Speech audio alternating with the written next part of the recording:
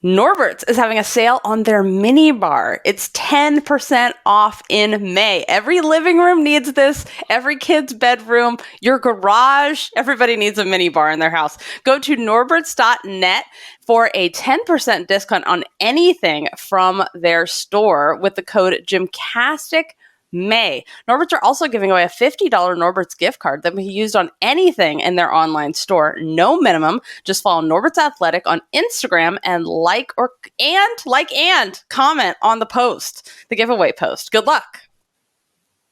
Today, from China to China to China to China. The greatest beam routines of all time. This is the 18th episode of 2023. It's May 15th. And welcome to the #1 gymnastics podcast in the galaxy. I'm Jessica, and I'm here with Spencer from the Balance Beam Situation.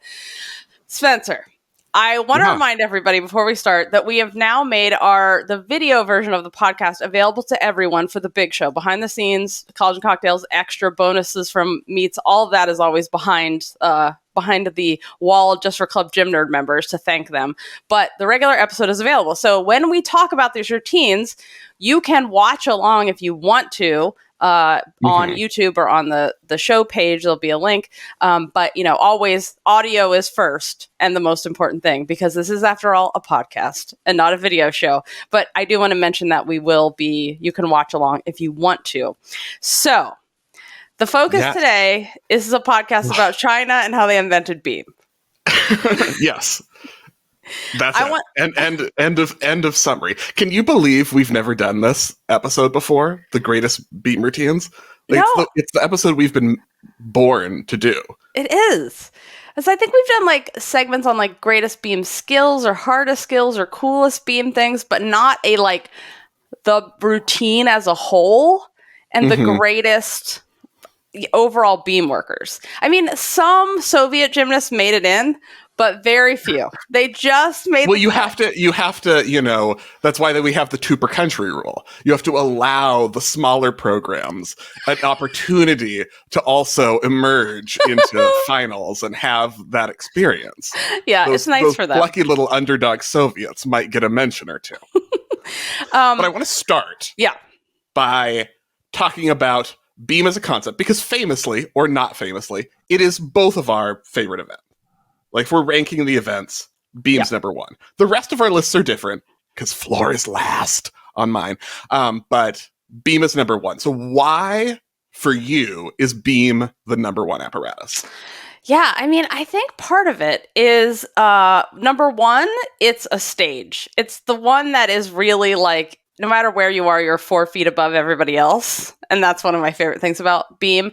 So you have to embrace your inner diva. And I think that is one of the things that I love about it. You can't just be basic. You have to be a performer with your body. And that is what I love about it. Also, it's both, it's terrifying, both for the gymnast and the watcher. So it's a whole group experience of terror, and I appreciate that. And the less terror you feel while you're watching, the better the gymnast. This is how you know that they're great. So you can just feel it with how much cortisol is pumping through your veins. Nothing bonds people together like a shared terrifying experience. So that's what you're saying. That's the importance of beam. Yeah. It brings people together. Also, if you doubt yourself, you will splat spectacularly in a way that may, if you don't get correct treatment, leave a mark on your body for literally the rest of your life. So you could be marked by not being confident, or there could be an earthquake, or the beam could fall down, or the lights could go off. That's also happened. But in general, also there's so many opportunities for Spencer to make a GIF out of a splat that happens because of reduced confidence. Very important. It could be overconfidence too. Also, I love, I feel like there are some spectacular floor routines where the dance is just but beam. Yeah. You mean every good floor routine over the last 20 years? Right. Or something? I mean, what? The theme of this show is nothing has been good for 30 years. It's the theme of today. We're such annoying hipster snobs. Like, we're insufferable. It's like, I first discovered Beam, and then it went corporate, and in 2004, they haven't produced anything good since 2004. You guys, everyone jumped on the bandwagon. People like it, and that's fine, but it's not as good. No. It's not as good. If you're not wearing a leotard with flowers or a zipper, are you even trying on Beam? No, come on. If it's not 100% polyester, go home.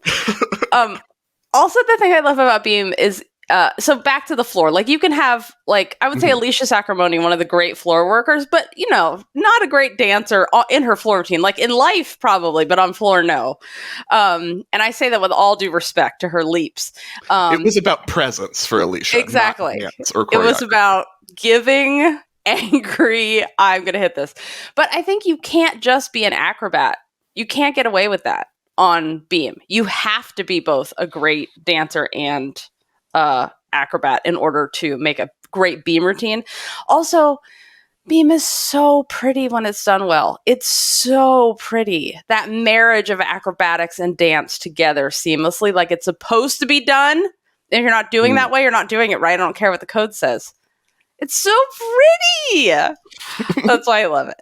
Spencer, what makes great Beam for you? Okay, first of all, we have to be honest. So the number one thing is falling. That is the best thing about Beam. It is the scary. It is the riskiest. Yeah. And then sometimes there are falls, and that is what is exciting.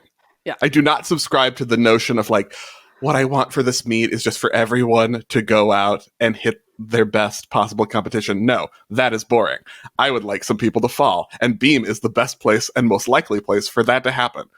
Item 1, why Beam is excellent. Part 1B, section 1B is the unpredictability of it. I think, maybe vault is the most predictable event, unless it's a men's vault final. But then it's predictable.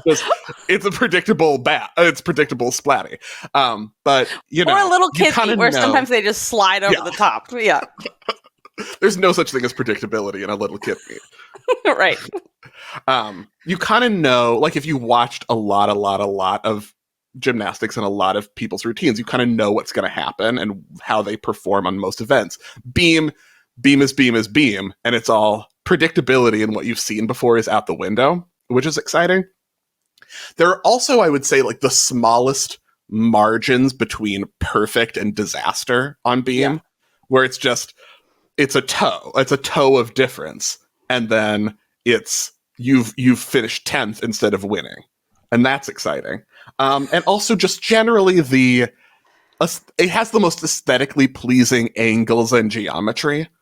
Like it's the best part. It's the best part of gymnastics. Like the line created by the Beam itself, and how you can use that to create interesting angles that you can't really on floor, and how you can hit that perfect parallel split that's exactly parallel to the Beam. You don't have that on a floor. So it's almost as good as math. It is. Beam is almost as good as math, and that's the highest praise I could possibly give. Subcategory to this. Yeah. Why we like Beam is I want to talk about some of the qualities that make up great Beam routines before we get to actual examples. Okay. Like what do they have in common? Like what is a unifying theme among your favorite or the greatest Beam routines? Okay. So for me, a couple things. Presence and confidence, which, that's one of the most basic thing. Like, you have to be a diva. I remember, like, learning gymnastics, and when I finally was at a gym where I was taught, like, it's okay to look like a total snob on Beam and have an attitude. Like, when I used to, like, go home and play gymnastics with my best gymnastics friend T, and we would pretend to be Soviets, and we would walk around very snobbily. And then finally, it clicked to me that, like, to be good on Beam, you have to like fake it till you make it, like pretend like you're an absolute snob and you're the greatest thing and then I got good on Beam. That's all it took. I was still terrified of everything, but confidence and presence, that is the thing. Also the attention to detail. And I do want to give a shout out to the great Spanny Tampson and all of her work over the years. While we look at a picture of broken wrists, and this is what I mean by attention to detail. So broken wrists, not when your wrist actually breaks, but when you cannot remove your wrist from a lower than 90-degree flexion position, it's always in play. Even when you salute at the end of your routine, no. Broken wrists, we can't have that. So it is the littlest thing that can ruin what Spencer talked about, the angles, the geometry of beam.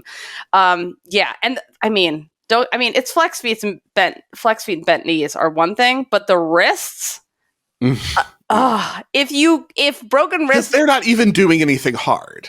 No. Like your feet and your knees are doing something hard. So if they have a form thing, it's like, okay, but your arms aren't doing anything hard unless you are doing a hard skill with your arms, which you should be in your great beam routine.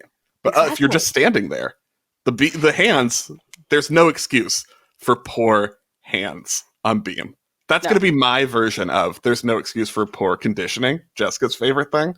For me, there's no excuse for bad beam hands. No, there isn't. Literally. If you can move your wrist, you can do it perfectly. That's all that's required. Also, originality. And this is another reason why I feel like there hasn't been good beam in 30 years. Is it memorable? Are you doing something so exquisitely? The virtuosity. That it stands out. Like other people do a split leap, but your split leap is so high, so split, so dynamic. And your wrists are so perfect in it. And your head. And maybe you look to the left while you do it. Something that you're like, oh, everyone should do a split leap like that. Also, you can do stuff like beam. You can hang underneath it. You can walk off the end into a dismount. There's so many things. You can go around it in a circle. You can spin on top of it. You can spin underneath it. You can dangle in a scale off of it. There's so many ways to use the beam that are not simply, When you said spin underneath it, I imagined someone just like doing a backspin on the mat under the beam. And what if you just started your routine doing that? And it was just like, this is my beam. Remember? It's artistry. There was a gymnast who's Canadian, and then she went to Utah, and she did whooped herself under the beam. Like flipped under it and did a split. And there's another one that did that and hung a leg, basically a stag position scale under the beam, but one leg is hanging on top of the beam and the rest of her is perfectly split under the beam. This is what I'm talking about. So originality. And then of course the routine, it's not just you got up and you did, 4 skills with some poses in between. Oh, that's the worst kind of beam. It is a connection of movements and acrobatics seamlessly put together with a theme. There has to be a theme. You can't be like, I'm a Spanish princess and now I'm a ninja robot. It has to all be ninja robot. I feel like that's really dismissive to Spanish princesses who might secretly have been training the whole time to be a ninja robot to foment a revolution, and you didn't even had to keep up the appearances of the harmless princess until the moment was right. Listen, I didn't say you couldn't be a Spanish princess ninja robot. I said you can't be a Spanish princess and later a totally different character ninja robot. You have without a cohesive storytelling transition. You have to see robot coming on, and then at the end, full blown eradicates the judges, wins, crowns herself instead of saluting. Yeah. That is a full beam routine. Okay, so more beam routines should have reveals, story reveals in the dismount. Yes. That's so dismounts tired double tuck story reveal double tuck is what we're looking for. So what makes a great beam routine as a whole for you? Yeah, I think for me it's about mastery rather than survival. Because I was thinking about what Vanessa Atler the last time she was on when we did College and Cocktails, and what she was talking about, everyone can do all of these skills. beam is not hard gymnastics. It's just you're doing it on a beam. And so it's not like doing something hard that you manage to stay on for is not great beam, even if it's the hardest skill in the world. Yes. If you just like manage, if you're doing it on beam, you can do it really well. That's how it made it into your beam routine. So managing to stay on and survive is not great beam. Yeah. I would also say embracing beam as a unique apparatus, not just floor but harder because you're on a beam. Oh, I love the way you put that. It's its own thing. It's not just, I'm going to take this thing I was doing on a line on the floor and then bring it onto the beam. Like, you know, the cliche of like, she works on beam as if it were the floor. I'm like, that's not a compliment. Wrong. Yeah. That's not what great beam is. Great beam is working on beam like it's the beam and taking advantage of the specific angles and what specifically look good on beam. Rather, like if you're practicing your beam routine on a line on the floor, you should look insane. That is how you know it's a good beam routine. Because it looks insane when it's not on the beam. That's so true. That's so true. Like, why on earth is that person doing that on the floor right now? Is she okay? Is what I should be thinking. And then I know your beam is going to be amazing. Oh, it's so true. It's so true. Whew. And also just like, I agree that a beam routine should be, you know, an entire routine, continuous flow. I do love just like a crisp finish of a skill too, where it's just like, bam, confident movements. Just like you're going to poke someone's eye out with how angularly pleased with yourself you are about hitting that skill perfectly. That is just, there's something so satisfying about that on beam. Yes. I love that you point that out because like, I think it's a point where we talk about rhythm. Rhythm doesn't just mean the same rhythm. It means it means in your skills, you can't have like jerk flip. It should be rhythm, which is how most people do their flip it over as fast as you can so you don't die. It should There should be more screaming mid-beam routine, I think, is something that would help. Just say how you feel. You should be confident the person's going to make it the whole time and not be like, oh, it's a whole different skill now. But like you do have to have rhythm and change in your beam. So you can't just be, I'm buttery the whole time. You have to actually show some staccato and some whatever the other one is. Staccato and adagio. Please. These are important. As Miss Val used to say, gymnastics is hard enough without also pretending to be someone that you're not. So scream in the middle of your beam routine if that's who you are. Oh, I love that. Okay. So let's discuss part 2. Yes. The overall as a whole piece of art, because this is artistic gymnastics.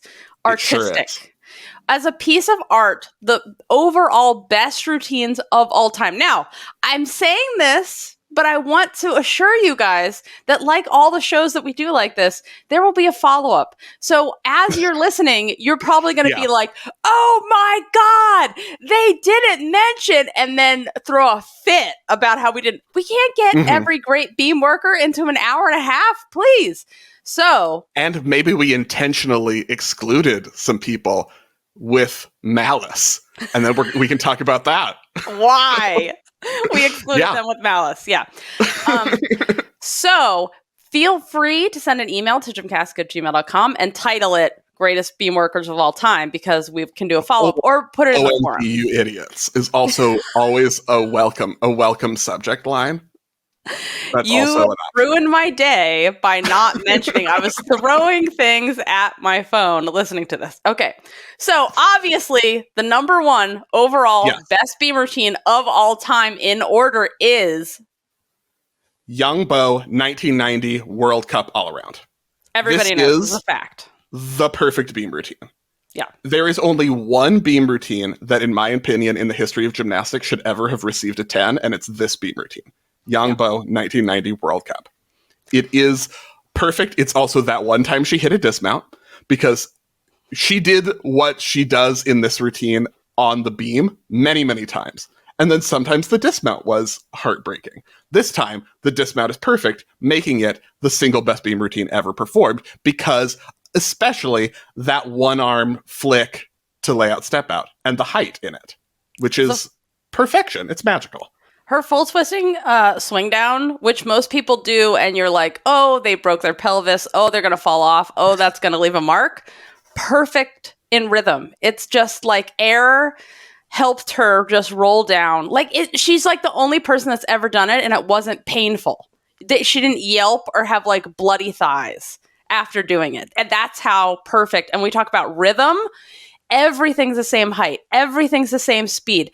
Everything is just like so fluid. Her acrobatics, all the same. Like, oh, it's so good. I mean, we're going to get to some other ones that are also. And then she freaking does her dismount.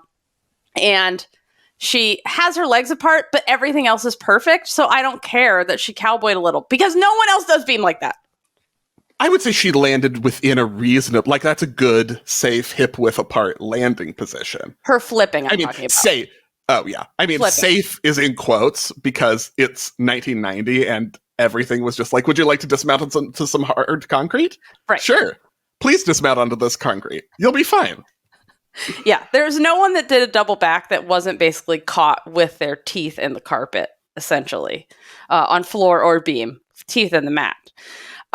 Yeah, I think that I agree with you that is the singular best, most beautiful piece of gymnastics on beam that's ever been done. I want to talk about my personal favorite, who is the greatest beam worker of all time, which is, of course, Li of how could I possibly have known? It's shocking. One of the favorite things, press handstand to Healy, immediate posy poo backwards on the beam. It did look like it hurt, but I don't care because it's so freaking cool. And who thought of that? She probably fell over one day and was like, oh, I'm going to pose. And then the other thing she does is, of course, like just perfect layout series. They're perfect. She also shows what I love in this, which is what a lot of people miss. Beam isn't just, my chin is up, my chin is up, my chin is up, my eyebrows are trying to reach my hairline. That's not beam.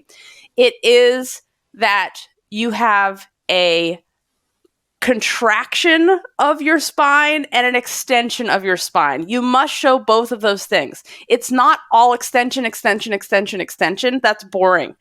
Also, my God, her Sassone, and then she does the jump into a handstand, and it's a real like tuck jump into a handstand into a 1.5 backspin into a pose where she grabs her back leg and like hyperextends her back and her legs. Oh my God. The 1.5 backspin, you guys, it's so smooth. It's so perfect. Like, it's like one of those things where she's meant to do it. It's just so good. No wobbles, no nothing. Also, I know how hard that is because I tried to learn it for so long that I am missing skin on my back still to this day from trying to learn that. So, she's just so good. I mean, has anyone, except maybe Casey Jo McGee, even come close to that backspin, like, smoothness quality? No, I think that exemplifies the point that you were making earlier about could anyone else, like the originality, like could anyone else ever do this routine? No. This is Lily's beam. No one else could even come close. It is singular. Yes, singular, and it's original, and it's the virtuosity of, can you do a backspin better than that? No. No one's ever done a backspin better than that. It's so cool! I love her beam. Okay, Spencer, has anyone else come close? So, yes. And I'm going to say this is also a very viable nominee for me for best beam routine of all time, which is Fan Ye in the 2003 World Championships event final. It is almost as precise as Yang Bo's 1990 routine, while being more difficult in reflecting the difficulty progress of 13 years later. She has the same ability to remarkable amplitude and elegance in amplitude and, power mixed with perfect positions in dance elements.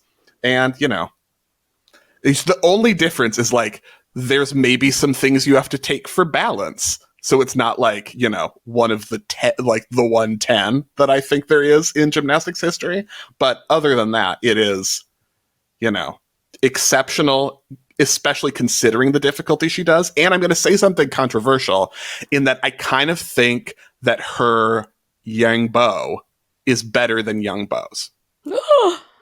I know we have to say something controversial here because she's about to do it if you're watching. I think it's better. No, it's not. You're wrong. But that's fine. The Yang Bo, describe what a Yang Bo is for everybody. Yang Bo is a split jump where you show oversplit in the front leg and back leg. And your head, if you're doing it right, should touch your back leg. It is the sheep jump of, I'm just saying, if you want to be virtuous. Okay. Virtuosity, you must all the way extend the circle of a ring jump, but with a straight leg. That's how it should look. Also, her sheep jump doesn't make me want to puke. It's shocking. It's an actual circle. It's not like straight with bent things that touch each other. You know what I mean? It's not what shape is that? It's not the shape of I'm trying to think of something that's that shape. A circle that someone, like a cardboard, like toilet paper roll that someone stepped on so the top is smashed. That is the shape of normal people's sheep jumps. But hers is a circle like a ring. And that's what it's supposed to look like. Yeah. Excellent visual. You've fully painted a picture for me. Thank you. I'm so glad. Okay. 2003 was... the 2003 Chinese Worlds team has a good argument for best beam team of all time. There are also some 89 Soviet Union up there, but that team. That is also the era of doing that wild full twisting. No, not full twisting. It was a half sideways, half twisting Yurchenko swing down thing. They mastered it. Remember, it was you start facing forward, long ways on the beam. You jump sideways, do a half turn straddled. You're not doing a flip. You're going around the side, and then you straddle down. But it looks so beautiful and acrobatic when they did it. They took that out. They changed the rules because I'm sure they were China mastered it. They're going to win everything on beam. We got to change that. Yeah. Should we slip in a unified team? Former Soviet Union gymnast. I think it's only inclusive if we do. Okay. I want to talk about Tatiana Lysenko and her 1992 Olympic event final beam. She went on to be the Olympic champion.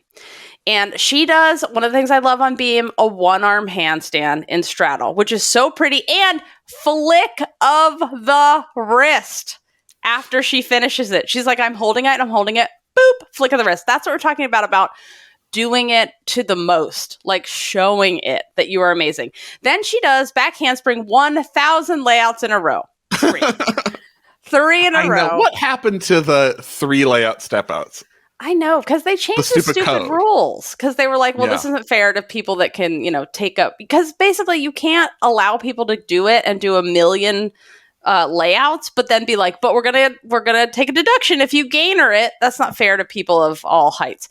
Also, she does a Chen, the back tuck where you kick out and swing down in the end, and a backspin.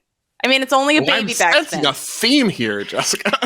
It's I'm basically, if you don't spin around on the beam, you're not trying for me in some way. If you're not doing a skill with perineum touching the beam, then that's, the perineum rule we came up with. Go to the perineum already. It's Monday, Jessica. You came up with the rule. But yeah, one of the greats who pulls everything together, and it's so smooth, not a wobble, everything connected, including the dance. There's no stopping. Oh, Tatiana Lysenko. Famously, she was quoted as saying, I like beam because it obeys me, but she said she never said that. It was one of her coaches that said that. And either way, the beam does obey her, so we love that quote. Especially, that's one of the greatest, whoever came up with that, greatest beam worker quote of all time. Back to the land that invented beam. Yes. Who's next in your greatest beam routines as a whole of all time? This is, I'm going to say, if not quite as perfect as the last two I talked about. My personal favorite beam performance of all time, which is Kui Yuanyuan of China in the 1997 World Championships event final. It is the closest I've ever come to having a feeling while watching gymnastics is this routine. Which is the highest praise I can possibly give. Yes. It is exceptionally difficult, remarkably difficult in that she performs a layout full on the beam, and it's the best layout full anyone has ever done. The highest, most laid out possible. Maybe Owana Bond gets close. We'll talk about her later, but it is exceptional. Even more impressive to me than that is the rhythm she shows in the split, split, split, back handspring, layout, step out combination. Like, that's a series. Yeah. That's a mixed series. There's a lot of bonus in the code right now for mixed combinations, series bonus. If it's not that, no. Yep. If it's not with that confidence and that speed, it's just skills near each other. And she also does a chest spin. And not a like basic chest spin, like level horizontal. She does it, in reverse candle position with, her chin on the beam and her feet directly over her head. And it's absolutely beautiful. The thoracic flexibility that she has. Incredible. I also want to mention how much I love her double ring jump right out of a switch leap. It's so pretty. The double ring, the double stag is underused, in my opinion. It's such a pretty position. It's underused in handstands. It's underused in leaps. Someone should throw it in a bar routine for bonus, in my opinion, even though you're not allowed to. One full point of deductions. Yeah. And I remember at the time, like, when they were trying to figure out with the code, like, oh, we ruined beam. It's ugly and boring now. How do we make people dance? They were debating, like, forward to backwards connections.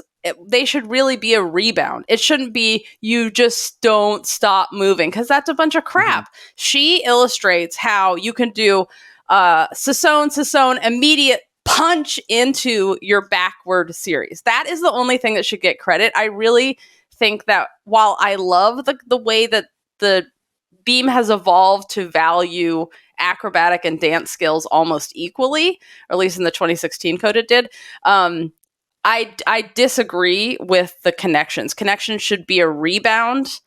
Even if it's like something like, even if you're stepping into it, it has to be, the rhythm can't, if your rhythm changes at all, none of this like slow down, you're not moving, rhythm changes at all, no connection. Period. End of story. Goodbye. Oh, imagine what that would do to college beam. Oh my God. Revolutionize it. We would. Well, remember they added the you can't stop rule, and then everyone was like, oh, it's too hard. And so then they got rid of it. And like there was like 1 week of meets, and all the judges stopped using it. And I was like, this is why we can't have nice things. I want to talk about, again, back to China. I want to watch Cuiting, the 1989 World Event Final routine that she does. First of all, front handspring on, absolutely beautiful. Also, she jumps to a chest stand and then does a shoulder roll and a jump out of it. You guys, she's used all the things. Right away, I'm in love with this routine. She doesn't have to do anything else. Also, shout out to 2 routines in white leotards, and they're fine. Also, her height on her freaking acro skills is nuts. When she's flipping, her shoulders are the same height, whether she's upside down or standing. That's insane. Normally we're like, oh, it was a good series. Her shoulders are at her hip level the whole time. No, her shoulders are at her shoulder level when she's upside down. It's nuts. So we rarely see that kind of amplitude on beam. And she also does a Chen that is so high, it will make your palms sweat. Because she invented it. Yeah. I mean, she is Chen of the Chen on the Chen flick, yes. She is Chen of the Chen, and it is, like, you can see why, sometimes people get named after things after themselves, and it was amazing, like Taza. It's a mess, a hot mess, but it's incredible. Hers is the highest Chen of all the Chens. Even Milosevic's Mount Chen was not as high as her Chen on beam. It's so good, it got removed from the code of points. Yes, that's how you know you did something amazing. Like you weren't Russian, and it got removed from the code of points. I would also say, like, this choreographically, there's something playful and sprightly about her performance quality in this routine that I think is remarkable and stands out from the other great beam routines that we're talking about. It's so bouncy, and it's like it's like joyful beam. Yeah. It's not just like, I'm either going to smile to show that I'm confident, or I'm just going to, which are also two options for your beam presence. This is like fun. It's fun beam. Yeah. I also want to describe the Chen if everybody doesn't remember what this is. So it is a back tuck that you do. You set for, so if you're doing it right, you set for 100 years. You just hang in the air, then you flip over, kick your legs out in a straddle. You're still hanging in the air. Then you casually reach down for the beam and chest roll down to a sit position and straddle. That is how it is done correctly. You should feel like someone's up in the air, kicking their legs out, just hanging there, and then they swing down. Which I totally love, because, you can't just flip yourself. If you just flip over and straddle, that's a Corbett. Totally different skill. You have to show the tuck, show the kick to straddle, and then swing down. This is, I feel like, where they took it out, because they were like, well, is someone going to get credit or not? Just replay Chen in front of you. Just do a GIF of it. The judges, was it like Chen's? No credit. No credit for you. It's a Corbett. Not even a Corbett. Just no credit. No credit. Zero. Just nothing. You're done. Okay, so now that we've gone over how China invented beam. Right. Plus Tatiana Lysenko. Should we talk about part 3? Excellence in specific categories. Those are the overall best routines. Mm-hmm. This is excellence in specific categories. Let's start with the category of difficulty, originality, and badassery, which I think there's truly only one winner here, which Jessica alluded to, which is Elvira Teza. Right. In terms of innovation, we're looking at a routine with both of her eponymous Teza skills in this routine, which is from side position, the full twisting back handspring swing down, and then we're going to see the other Teza. Also, from side position, because she was like, anything you can do in cross position, you should be able to do in side position. So I'm also just going to do a split ring yang bow. It's basically a yang bow. It's a yang bow from position. Side. Yeah, yang bow inside. It's not a Fanye yang bow, but it's a yang bow. And then I'm going to do my full twisting back handspring swing down loop. And the loop is a back hip circle around the beam, this is the thing when we interviewed her, and I'll put a link to her interview talking about this routine. She was like, I was like, is that so crazy? We're just a person that could do that. And she's like, no, I crashed all the time. And Cecile was in that interview too. Cecile Landy is now coaching Simone. And she's like, oh, I thought it was terrifying watching her. Just terrifying. Like, just crash after crash after crash. I assumed, this was naturally easy for her. So that's why you'd be like, I'll do everything crossways. I'll try to break my ribs on a regular basis. No, it wasn't not easy for her. It didn't come easy. Her coach had a vision that this would be something that she could do well and be consistent, and was right. She can swing down and loop and full twist on beam all day from any direction, because she has a full twisting swing down regular ways on beam too, long ways. Oh my God. Teza. Just incredible. Like, and this is what I mean. Like, it's not a mess. It's a hot mess, because her legs are all over the place, but it's incredible to watch. And we have to give her credit for that. I also want to give credit to Yurchenko for her Yurchenko loop on beam, which is one of the skills that the only part of this that Teza doesn't do is the Yurchenko loop is when you're standing sideways on beam, you do a back handspring onto beam, and then when your hands touch, you do a back hip circle around the beam.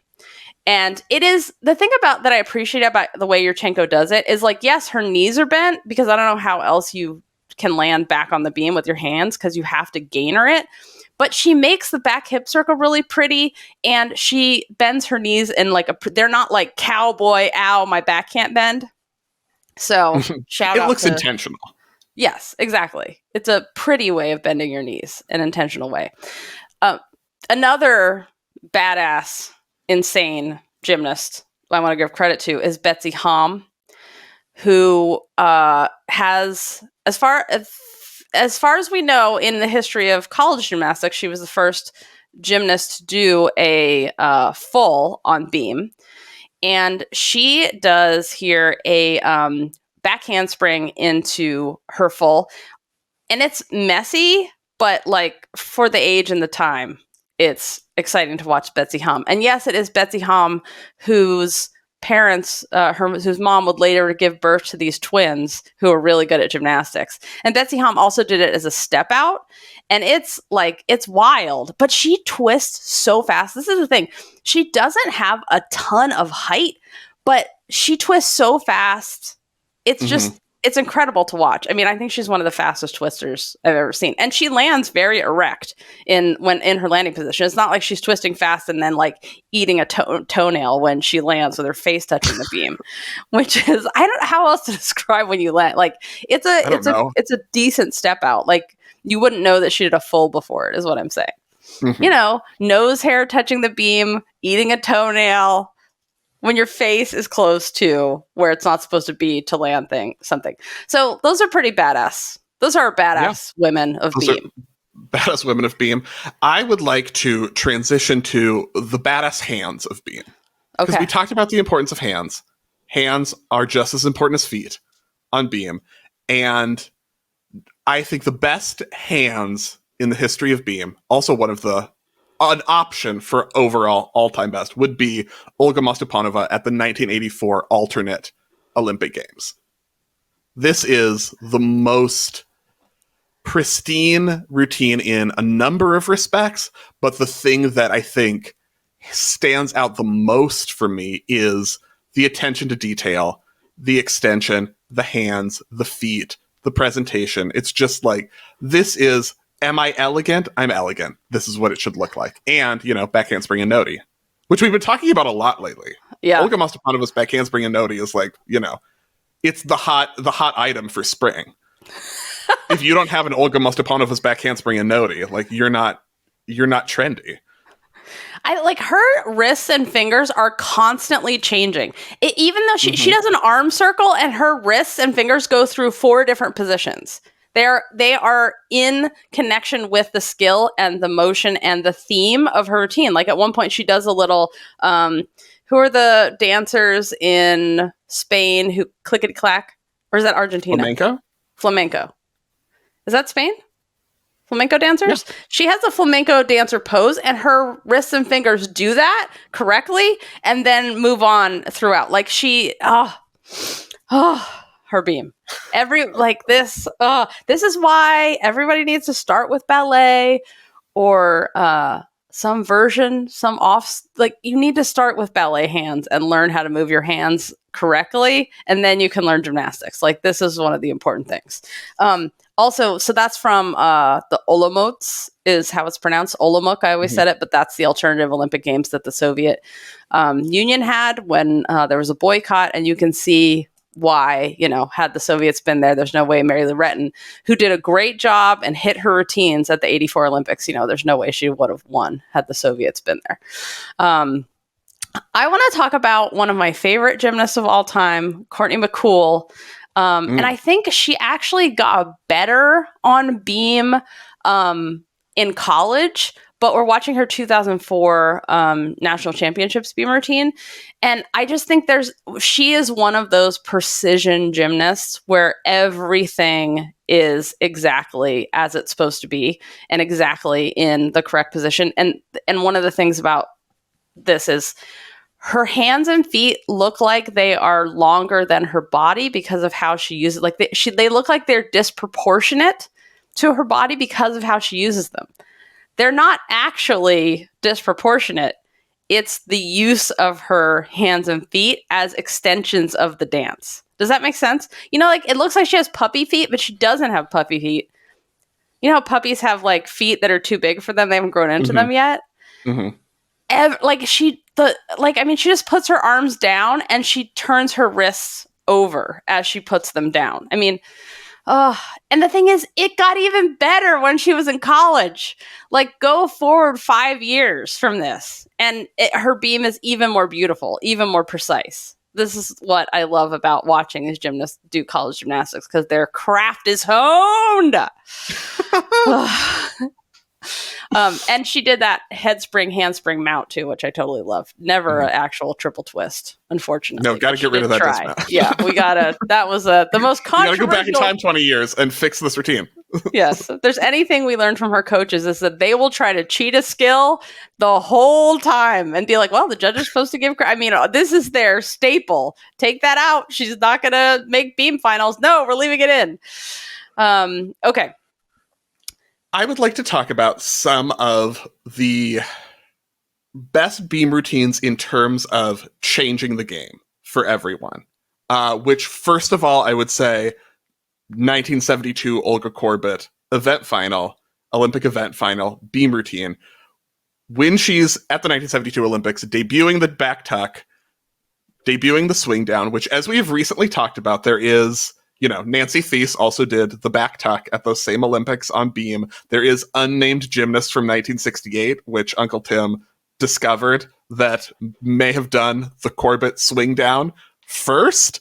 But in terms of perfecting biggest stage, hitting in the Olympic final, this is a routine that changed what beam as an apparatus was forever from that moment. It was just a completely different apparatus before that routine and after that routine. And I can't think of another routine on an event, like a single performer, a single individual on an event. Maybe Yurchenko on vault, but there were a lot of Soviets working that entry around that time.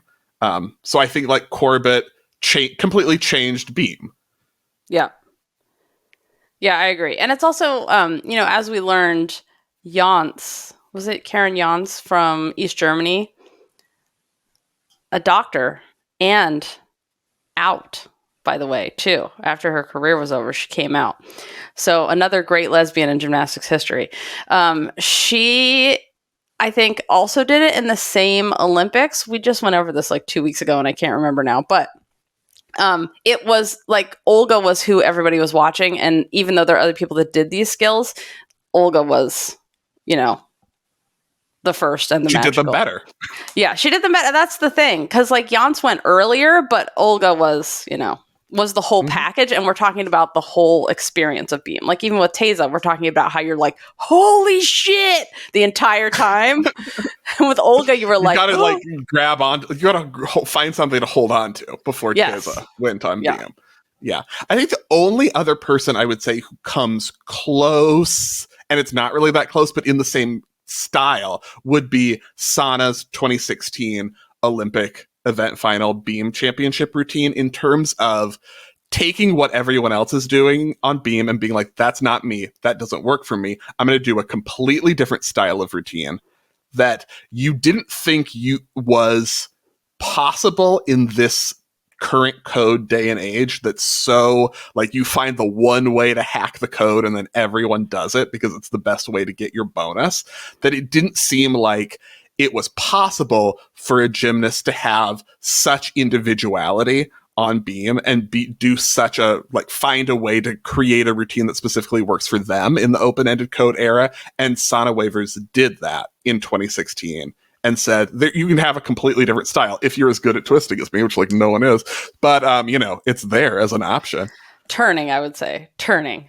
Yes. Not twisting. Yeah. And Sana's beam is, I remember when we talked to the Netherlands coaches about this, and they were like, yeah, we're a very small country with very few people. We have to maximize what's works for these gymnasts, and we can't have them doing Patterson dismounts. That's not they have to last a long time, be very sturdy.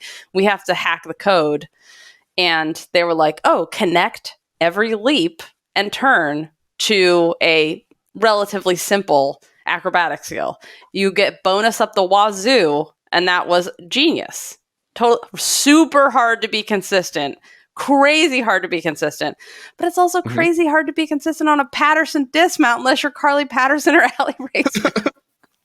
So which is a double Arabian off beam, which is nuts. I mean, I remember watching that for the first time and just being like, I can't believe someone did that. It's insane. But I bet if we asked Carly, she'd be like, oh yeah, I could almost do that on the floor. Or I could do that off of just standing on a board on the floor. So it was like easy for her. Because basically Carly Patterson was like legs and then the top of her body.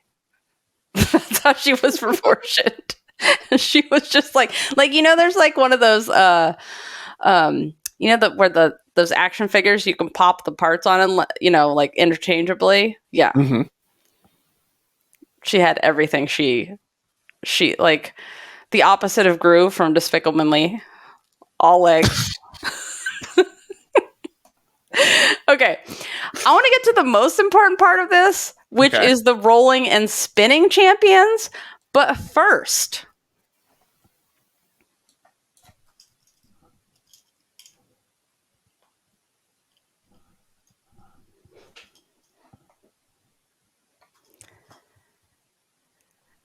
so Spencer and I both live with cats, and we have to deal with pet hair. And we also live in a place where, we can enjoy the natural wonders of both a fire season and an allergy season. Oh, the joys.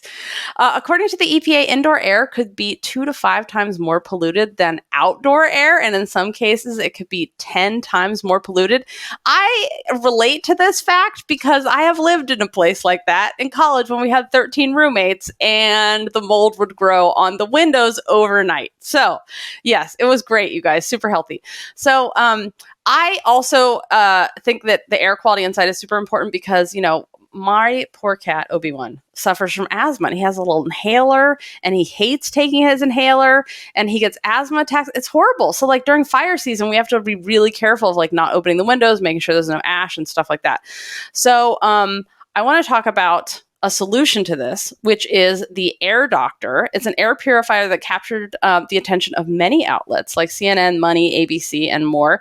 Air Doctor filters out dangerous contaminants and allergens so your lungs don't have to, which my lungs, thank you very much. Because you know what I learned this week? Why did I grow up with asthma so bad? Oh, both my parents smoked in the house. And when they would rush me to the emergency room as a kid, the doctors didn't tell them, oh, do you smoke? Maybe stop doing that around your child. It didn't even occur to them, you guys. Just be glad you didn't grow up in the 70s and 80s.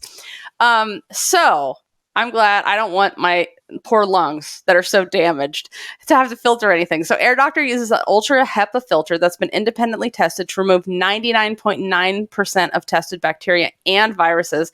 Allergens can be any size, but the average pollen size is about 25 microns. Air Doctor virtually removes 100% of particles as small as 0.003 microns in size. We love a decimal that extends to at least 3. So their classic Air Doctor 3000 purifier is powerful enough to circulate the air in a 630 plus square foot room for 4 hours. Oh, 4 times per hour. They can do it.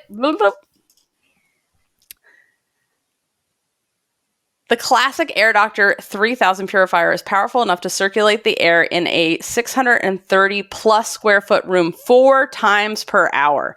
Air Doctor features whisperjet fans that are 30% quieter than the fans found in ordinary purifiers. Air Doctor comes with a no questions asked 30-day money-back guarantee, so if you don't love it, just send it back for a refund minus shipping. So head to airdoctorpro.com and use the promo code GymCastic, and depending on the model, you'll receive up to 39% off or up to $300 off. Lock this special offer by going to airdoctorpro.com.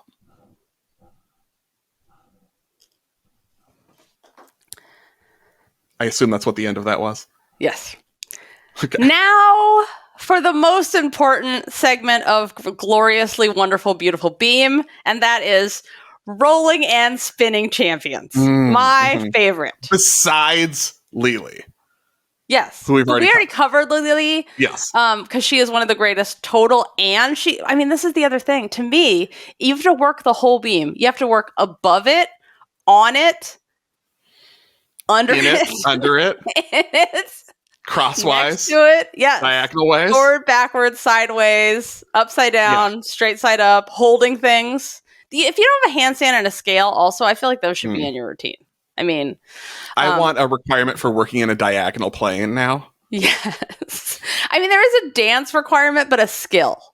Or at least turning your head, like Nina did when she was at Utah. Her double stag, look at the judges like, I dare you, take a deduction and land. Oh, so hard because your body follows your head, by the way. Now, let us take a look at my first favorite, which is Kristen Furukawa. You guys knew I was going to say Kristen Furukawa of Minnesota. Her beam sequence, which is one of my favorites of all time. She does a forward, it's like a roll we're going to have to watch it one more time. So she does a forward roll on, but stops and holds a beautiful pose where she's like, holding herself in space in a stag position, then straddles, does a shoulder roll into a side roll. So she is rolling on her freaking, her back and stomach, on her mids. Her back stomach. Her back and her stomach and her side. She's not rolling on her butt. Like, there's that old school skill where you could just sit and spin yourself around and that counted, which I also love. Because try to do that. Try to hold yourself in a V-sit without holding your legs and spin around. Yeah, try that at home right now. Fun for the whole family. This week's Gymcastic challenge. Do that on the floor, let alone on a beam. I mean, your cheeks would have to be so small, or you really have to be on your back. You're like basically your lower back to spin because you can't be on your butt and hold that position. So that's how your cheeks make it. I'm just working this out in my head. You don't divide cheeks in a butt spin. Yeah. Anyway. Jessica's next book, The Physics of Cheeks. The Physics of Your Beam Cheeks. Beam cheek champion. Okay, so you guys, it's very hard to spin on not a thing with a joint is basically what I'm going to say. That's difficult. I mean, you have joints in your back, I know, but they're not your hands or your feet or it's really hard. I'm just saying. So I love this skill and she does it so beautifully. I would be remiss if we left out the great Olympic champion, hero of Ukraine, Podkopaeva, and her head spin. Now, and she jumps into her little half head spin. She's not basic. She actually plops onto her head from a stand, which are like a squatty position. She does a dynamic jump onto her head and then does a half head spin. And I'm still waiting for someone to do a full head spin, you guys. I mean, I know Casey Joe McGee is retired. And but I just feel like you could hide something under your hair to make it easier. I mean, you want to get like Casey Joe, now the head coach at Pitt, like debut the Pitt program, get people talking, just be like, can your head coach do a full head spin on beam? Right. Or teach it to someone on the team. Recruit a spinner person just to do this. You can make it on TV. It'll go viral. It'll be such a big deal. Oh, I know we've got a lot of things like being a first-time head coach and whatnot, but obviously a full head spin is the most important thing. I will stand on my head to deliver a championship for this team and then do it. Speaking of Casey Joe McGee, she also makes it into our lineup for the great spinners. She would sometimes do a full on as a mount on beam, but she also did a Corbett into a 3/4 backspin into a layback on the beam, which is absolutely beautiful. And she, and also even as a coach, like 10 years later, she like just jumped up on beam and did this because she's amazing and she's Casey Joe McGee. And it's also totally smooth. This is why it's so good. It's not just that she's doing it.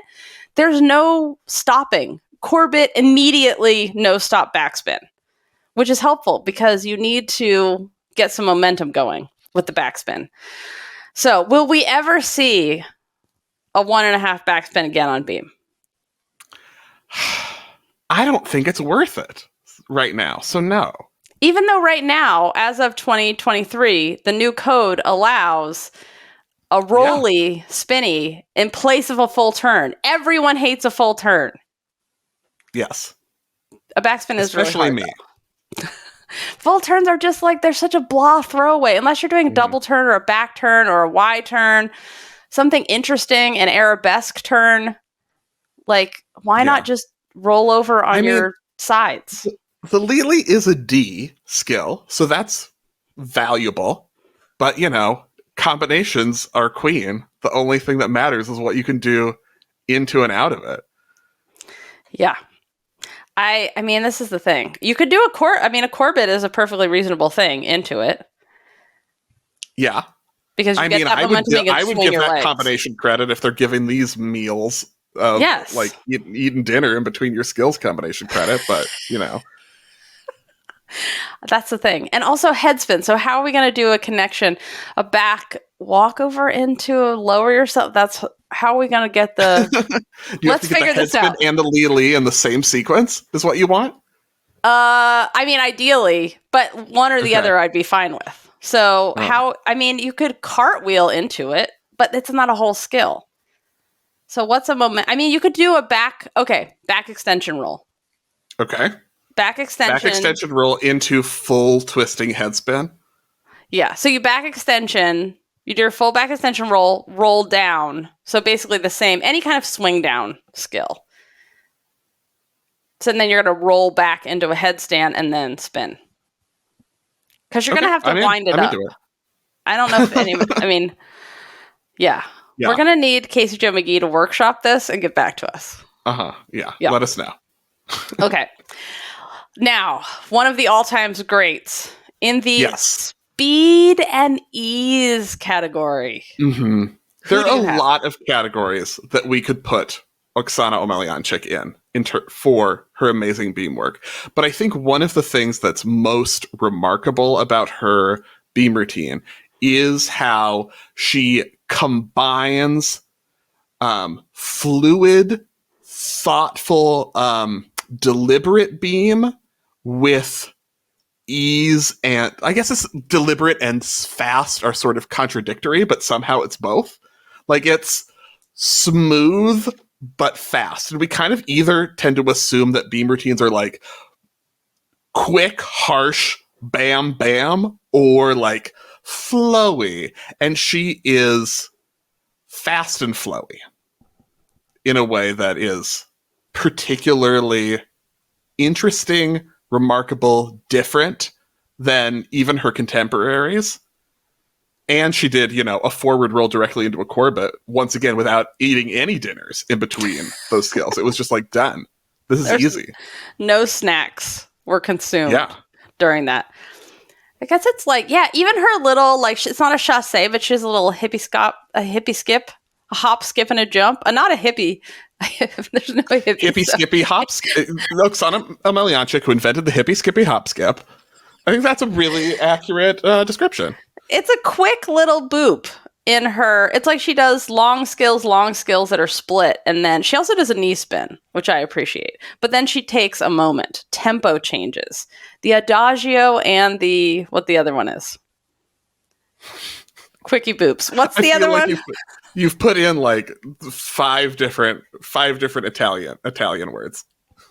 Adagio and she also has a loop in this routine.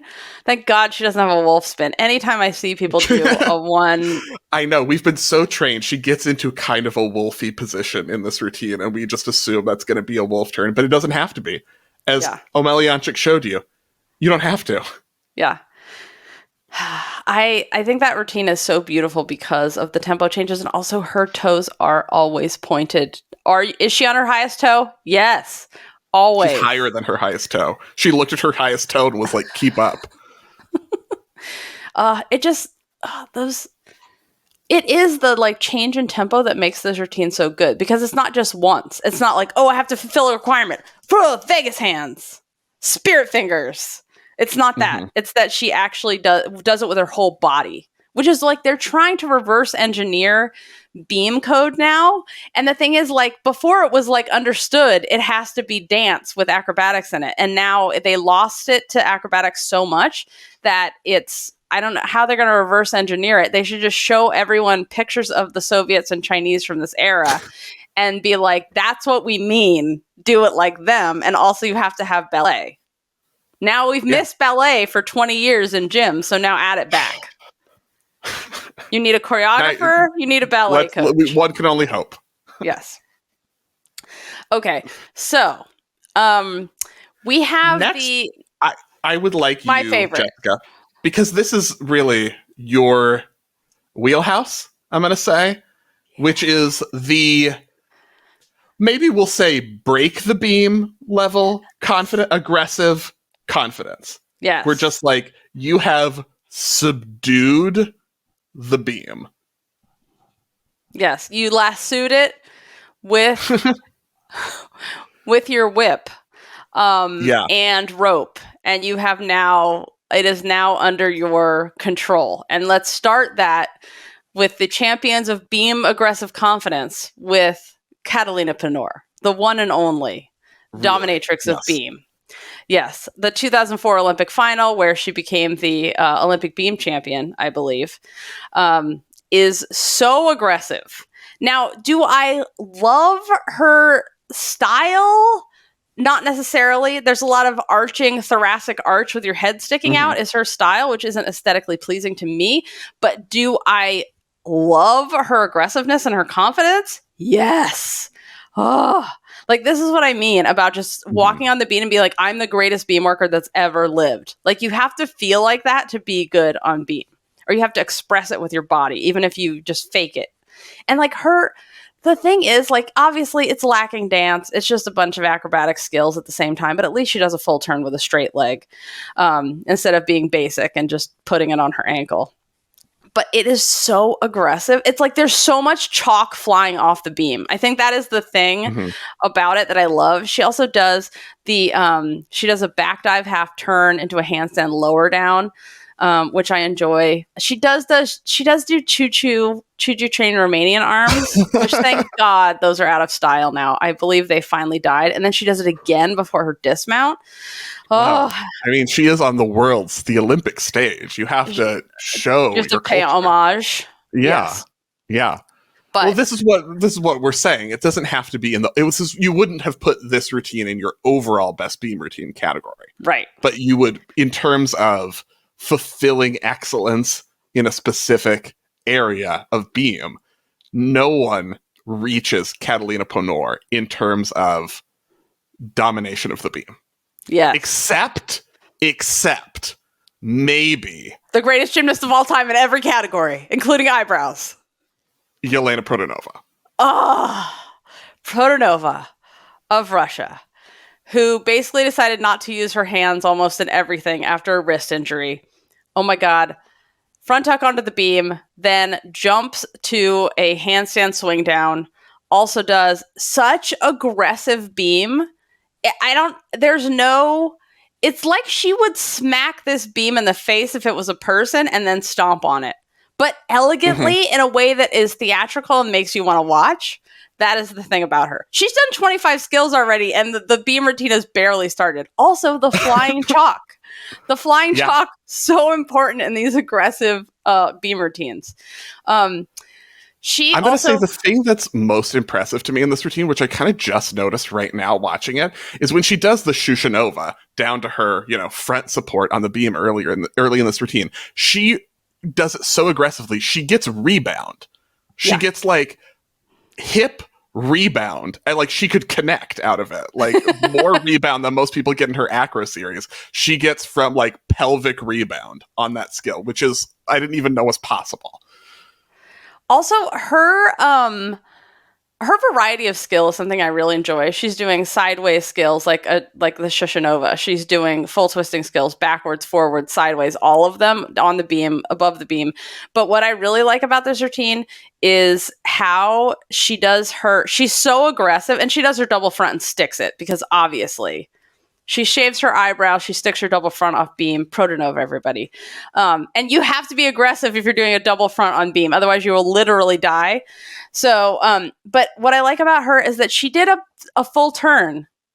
But her full turn was so aggressive and dynamic that it looked like she was doing a drill for a full twisting wolf jump.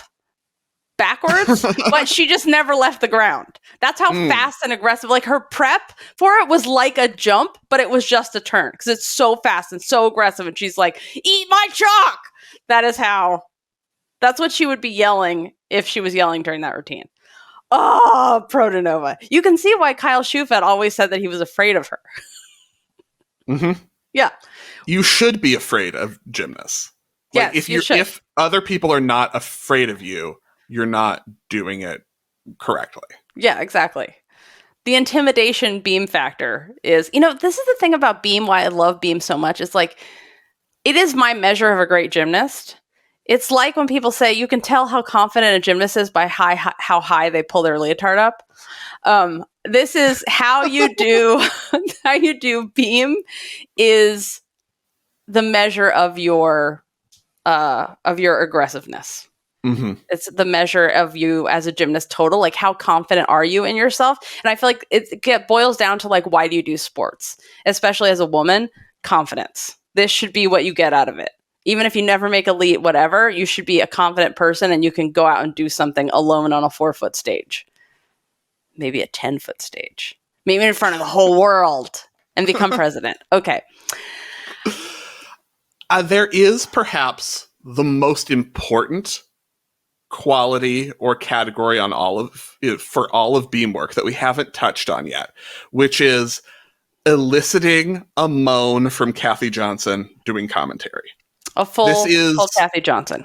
You have not achieved beam until you have done something that elicits a Kathy Johnson moan, which, if you're not familiar, the wonderful, great, best gymnastics commentator, Kathy Johnson Clark, will occasionally be so overcome by the greatness of the gymnast she is watching and how proud she is / amazed / overwhelmed by their perfectness that she will just kind of moan in the middle of their routine. And I want to say, I don't know if this is the first recorded Kathy Johnson moan, but it might be. The historians will have to continue working on this, but it's quite possible that Natalia Lysenko in the 1989 World Championships optionals, when she performs a magnificent flick layout with height that you could not possibly imagine prior to 1989, that this was the first recorded Kathy Johnson moan. And that is no small feat. Yeah. And it is one of those where you're like, did it get credit? Oh, you don't have to worry because she never pikes, ever. That's why it's an actual layout. Your hips stay open the entire time. That's a real layout. Also, the power that she generates from a single back handspring into that layout is something I appreciate very much. And I think it's one of those things that we take for granted watching gymnasts tumble all the time. It's like when you get to that level that you can generate so much power it scares you out of a back handspring, then you know you've made it. And if it doesn't scare you, you know you could possibly be an elite someday and not quit because it's too scary and you're afraid of beam now. But Sam Pesek also talked about being afraid of her own power. So, okay. I mean, we could talk about Lysenko all day, but let us discuss. Are there more? Is there more you need to say? I mean, Lysenko is another one that has everything. She's just one of the greatest of all time. Everything. Like, she is another one where I would like, basically, this is what I want from the code. I want the Women's Technical Committee and not just the FIG one, the one that does college, the one that does the dev code all around the world, whatever your equivalent is. I want them to hire one of those people that writes the description in catalogs so that you know exactly what you're getting. And I want them to watch all of the routines that we have pointed to today and the overall best routines. So basically, China and the Soviet Union, 80s backwards. And the whole era of the 80s, essentially. And get that catalog describer writer person to break down what it is that makes the gymnastics that was the best, and then put that in the code. Who is that? We need an engineer and a catalog writer to do that. Yeah. That's what I want. Yeah. So I feel like want each skill in the code of points. It should not be a sentence. It should be a paragraph. Yes. That's what I want. Yeah. Yeah. So if someone could do that, that would be great. Now, we've talked about this a lot, but the next category is the people who really stand out in terms of rhythm. And we've talked about the requirement of there being different rhythm. It can't just be the same the whole time, but sometimes the way that it is so pleasing to the eye that, we don't want any of that quick staccato movement to ruin it. It's like butter. You do beam like butter. Yes. And that is, I think, exemplified by Tamara Lysenko in the 1972 Olympic event final, a silver medal winning routine, which is both one of my favorite beam routines ever and a really interesting historical moment, being in the same event final as Olga Korbut, who we talked about before, changing the game through acrobatics. Because in the sort of era from 1952, when we got women's gymnastics with specific event champions and all-around champions in the Olympics, and it was like, okay, these are the 4 events, and it was sort of the first recognizable era of like, okay, this is modern gymnastics now in 52. Through 1972, there was one style of beam, and there were developments within that style. At first it was sort of just like very much a balance beam, like prance along the beam with pretty hands and look cotillion-y, and then they sort of developed like, oh, you could add a cartwheel to this, and those kind of developments. But it was still very much about displaying balance and presenting yourself, not acrobatics. Lysenko in the 1972 event final, to me, is the perfection of that 1952 to 1972 style. This is the best beam routine that was ever done in that style. And then she just happened to be in the event final with the person who said, no, we're doing a different style, and I'm going to win the gold medal. And now beam has changed, and I'm Olga Korbut, and I'm going to win. But Lysenko, like, if you take a 20-year span from 52 to 72, I think this is the single best routine of those 2 decades. I think what exemplifies this era and the change was this is the era of you're raising your arms, and you know, like the way you do anything backwards now is like you raise your arms, stop, and then you go, right? That era was you do a really long lunge, a super deep lunge. You have to do a deep, you weren't doing beam if there wasn't a super deep lunge at least 4 times. The deepest lunge. And then you stand up and you slowly do an arch backwards until your hands touch the beam for a back walkover. It's all one movement. Slowly tipping over backwards like that is terrifying. I don't know if anybody did a back walkover like that back in the day. But that's the era, I think, that separates us. And you know what's funny is I did gymnastics with someone who grew up in that era, adult gymnastics, and watching her do beam was so pretty because she kept that style and it was so different. And she did like cool stuff like a back extension roll and those but she would do it into like this. She wouldn't step out and lunge. She stepped out into one of those long sideways lunges. You know, it was just very different, but very, really pretty. I want to talk about Svetlana Lorzova, who, again, back to the Soviets because we have class around here. And so the first thing she does is 3 front walkovers in a row, like including her mount, without stopping. I mean, when you see the stuff that gets credit these days, these kids getting credit when she just did 3 front walkovers, not backwards, front walkovers. She basically gainers them and does them all in a row without a pause. What is it that you think makes this routine stand out? For me, it's like how the acro is in the same rhythm, even though she does stuff like a handstand pirouette with her legs in different positions each pirouette. It's also like a triple pirouette, I think. And it's just a front walkover out of it. And this is an exhibition routine that we're watching, so it's like super long. So we're just going to enjoy it here. But I think that, she's doing difficult acrobatics for the time, like that layout step out series that we saw her do. And it's like, oh, she's not like, she doesn't have an applause break after difficult acro, which is like kind of think the modern beam, like you do it and then you do a skill and then you're like, da da da da, everyone, time for the applause break as I wait to do my next thing. Like she's doing very difficult skills and moving directly out of them into choreography rather than being like let's all talk about how hard and amazing what I did just was. It's like, no, that's normal. Let's move on.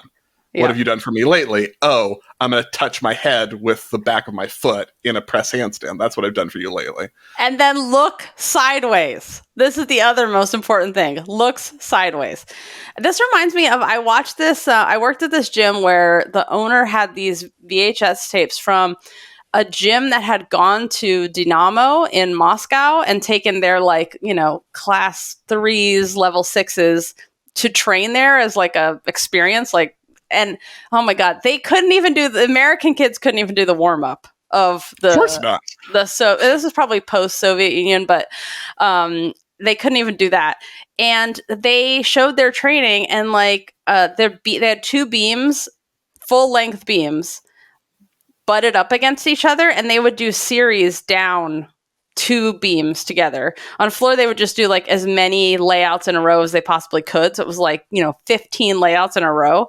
And their warm-ups were stuff like handstand walks without stopping your handstand. Forwards down beam, backwards down beam, sideways down beam, quarter turn other side down the beam, pirouettes down the beam without stepping down. So that's 4 minutes of walking handstands before you even get to doing anything on your feet. I mean, I think one of the reasons that we see these and they have so much control and their rhythm is so good is because they're so comfortable on their hands, which you see here in a triple pirouette in all the different leg positions on beam. How are you supposed to be comfortable throwing yourself backwards into a back handspring when you can't hold a handstand in that position for 3 hours? That's what I'm asking. Really? Yes. I also want to just mention Horkina in this conversation. Okay. Yeah. In the rhythm conversation, because I think one of the things that I liked about watching Horkina on beam is she was so, what is the word? It's not slow. It's precise, but she was so precise, but the same in everything. No matter what skill she did, her rhythm never changed. So she could be doing a full twisting back handspring or setting up for her dismount or a leap, and it was all equal, which you don't, I think, see a lot. A lot of routines are up and down, up and down. This is, you can tell when it's terrifying for the gymnast and then when they're calm about something. And she was always same. She never seemed terrified. The apparatuses were terrified. Yes, obviously, as they should be, of her and her fake phone. See, what episode do we do that talk about her fake phone on? I can't remember. Oh, yes, she's like a metronome, always on the same beat. That's the way to say it. Okay, acrobatic virtuosity. These are very important category. We could talk about 1,000 people in this category, but we just picked some examples. Picking some examples because I didn't have another category where to talk about Oana Bon, and I really just wanted to talk about her because the great shame. I've talked about Fanya from 2003 Worlds. I'm talking about Oana Bon from 2003 Worlds, and yet neither of them were Olympic beam champion in 2004. Even though, what are we doing, gymnastics? They didn't make neither of them made the beam final at the 2004 Olympics, which was very upsetting. Oana Bon is the only one who can challenge Kui Yuanyuan in the layout full twist category. Yeah. I think that it's so laid out, and she's so aggressive in everything she does. She also does a rueda, which is the piked version of the Chen flick that Jessica was talking about earlier, the tuck, and then the swing down version of the Corbett. This is the pike and then swing down. And it's so quick and it's so aggressive and it's so comfortable. And for me, controversially, Oana Bon is my favorite Romanian beam worker of all time, which is a tough category, but I'm going with Oana Bon. It's interesting because she's one of the only Romanians who doesn't do the Romanian chicken chest, thoracic stick out. Well, she does it, but not as aggressively as the other gymnasts do. But she's also so different from the gymnast who made it in their system a lot. She is more of she just has a different body type, I think. She's more compact and such a great tumbler, like you said. But I want to mention, obviously, send in all of your your people to all us. of your hatred that I said Oana Bond is my favorite Romanian beam worker of all time. I know it's a very controversial take, but I'm standing by it. Who's Daniela Silvash has some notes. Yes. All the notes she would like to be talked about for an entire episode. And we have talked about her for years and her compulsories and how great she is. You guys, we can't just do a whole episode on Daniela Silvash. But anywho, so talking about acrobatic virtuosity, I want to mention Tina Erseg of the Arabian beam mount because it's nuts. I mean, let's just watch this over and over, because who looks at a beam and is like, you know what I could do? I could do a round off onto the board, then turn around and do a flip onto it. Because, a front tuck on isn't hard enough, so I'm going to add a half twist before it. Who thinks that's a skill they should do? It's so hard. It's one of those things, like when I saw Patterson do an Arabian double dismount for the first time, and I was like, I just never thought in my lifetime or beyond anyone's lifetime we'd see that. An Arabian mount is just so crazy difficult. It's like, I can't even, But maybe it was easier for her because she spotted the beam and then flipped over, but still. Anyway. Still. Yeah. Shout out to her. Garrison Steves, obviously, is another one we have to mention, who's now Funderbrook. She, of her weird ass skills, like it's a Valdez, it's not a Valdez. She goes around the side of the beam. Like, she just had a style of gymnastics that other people didn't, because she just used the beam diagonally. I think I would say on a diagonal plane where others didn't, including her scale was diagonal. She also did a full onto beam. And the thing about the difference between her doing a round off full onto beam is it was so freaking solid. That was what made it unusual. But her weird ass Valdez skills and all her stuff was just so strange. It's just not the things that I think people. It's one of those, like, how did you come up with this? Did you miss a Valdez once and went around the side and were like, oh, I should submit that to the code because I'm good at this. Another person that I want to mention in the virtuosity category, there's two people that are tying for this. Tell me if you agree. Okay. In the category of the best standing Arabians ever done on beam. Okay. Now, this is not... I'm not excluding the rest of the world. I'm just picking two examples that I think are the best. The first one. But that is when you pick someone that is the best. But there can be. You are by definition excluding everyone else. And it's okay. Go out on a limb, Jessica. Live a little. Pick a favorite. There could be 10 other people in this category of the greatest standing Arabians of all time. But I want to mention first Nia Dennis, who's it's a very solid submission. It is so freaking high. Her standing Arabian, it's ridiculous. Her standing Arabian also has her legs together. When she flips over the height of her. She flips around the height of her shoulders. Again, not her hips, not lower. She's flipping at her shoulders. So when she lands, her shoulders haven't moved. They stayed in the same place and her body went around them, which is also so rare. Her legs are together, another thing, which I very much like to see because it's like one of those things you're supposed to do in gymnastics. What? But I know. But here's the other person I want to drop into this category, Spencer. Regan Corville. Now Regan Branson or Brandon or something. Like, but wait, so what I tell you about her is like her standing Arabian is equivalent to her current billionaire Instagram lifestyle, which that is how high her. If you want to see how billionaires live, go follow her on Instagram, and every day you'll be like, what? You're in a private plane? You're in a car you're in a boat that looks like a plane?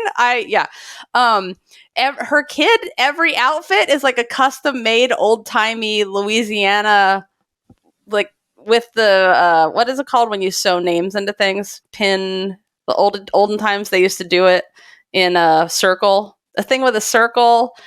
It has a circle and you needlepoint and has custom needlepoint the name of the baby on all of his clothes. Who lives like that? She's like, it's like modern and old timey at the same time. Anyway, you guys, follow her on Instagram, and then you'll see what I mean by her Arabian was as good as her Instagram pictures, her Instagram lifestyle. Yeah. Do you agree about her standing Arabian? Yeah, I think you've made some solid Arabian selections. Okay. Stand by them. Yes.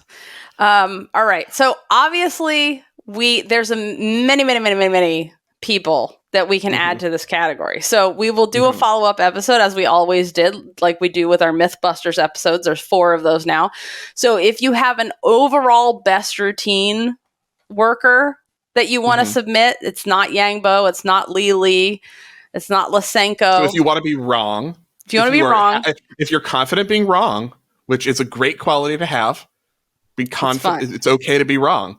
So let us know how wrong you are.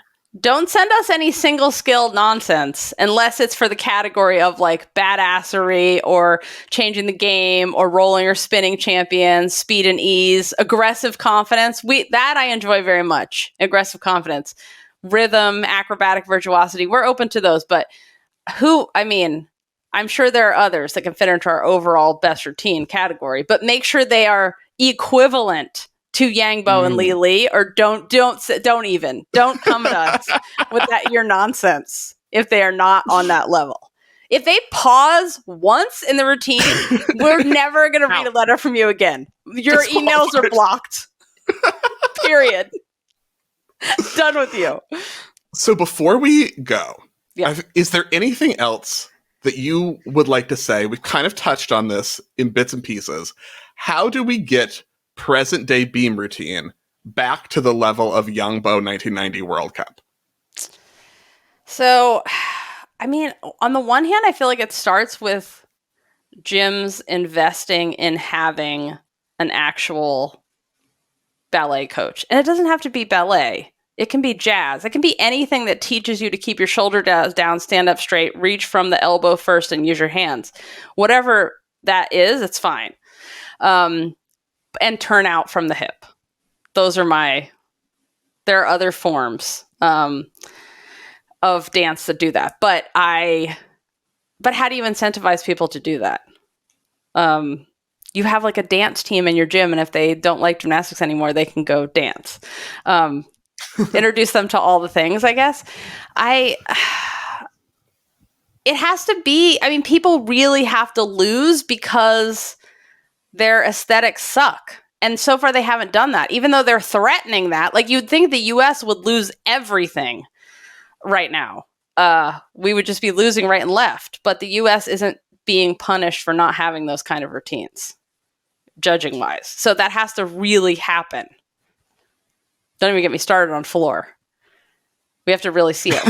And obviously you have to hire a catalog writer to describe these things perfectly in multiple languages too, not just French and English, all the languages. So what is your solution to this?